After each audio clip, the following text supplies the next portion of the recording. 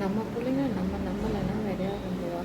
இதை ரொம்ப அழகாக எக்ஸ்பிளைன் பண்ணியிருக்காரு நம்ம கூப்பினர் பண்ணலாம். வாங்க அவங்க பேசுறது கேட்போம்.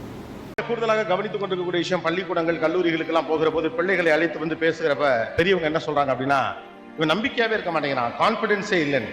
சோசியல் மீடியால போய் பாத்தீங்கன்னா அவ்வளவு மோட்டிவேஷன் ஸ்பீச்சஸ் இருக்குது, புத்தகங்கள்ல கூட மோட்டிவேஷன் புத்தகங்கள்லாம் அதிகமாக விற்பனையாகிறது. ஆனால் ஏன் நம்பிக்கை இல்லாமல் இருக்கிறார்கள்?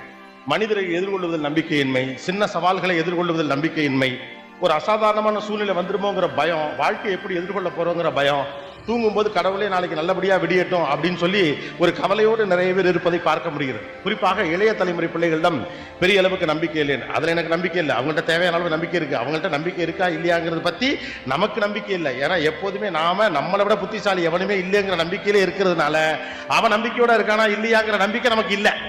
ஆனாலும் கூட நம்பிக்கை என்பது முக்கியமான விஷயம். அது எங்கிருந்து வருகிறது என்ற இடத்திலிருந்து அதை புரிந்து கொள்ள வேண்டும். Confidence comes from preparation, not from advice. நம்பிக்கை என்பது தயாரிப்பிலிருந்து எப்படியெல்லாம் அவர் ப்ரிப்பேர் பண்றாரோ அதை வைத்து தான் ஒருத்தருக்கு நம்பிக்கை வரும். வாழ்க்கை குறித்த சின்ன புரிதல் வேண்டும் என்றால் அதற்கான தயாரிப்பு இருக்கணும். மாறாக நம்முடைய வீடுகள் என்ன நடந்துகிட்டு இருக்குன்னா பெரும்பாலும் அறிவுரைகள் மட்டுமே நடந்து கொண்டிருக்கிறது.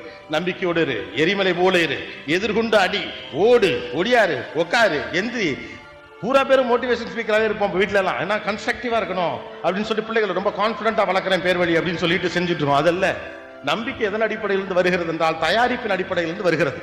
சிறு வயதிலிருந்தே பிள்ளைகளை எதிர்காலத்திற்கு தேவைப்படக்கூடிய அளவு தயாரிச்சுக்கிட்டு இருக்கணும். அறிவை மட்டும் ஊட்டி வளர்ப்பதன் வழியாக ஒரு பிள்ளையை தயாரித்து விட முடியாது.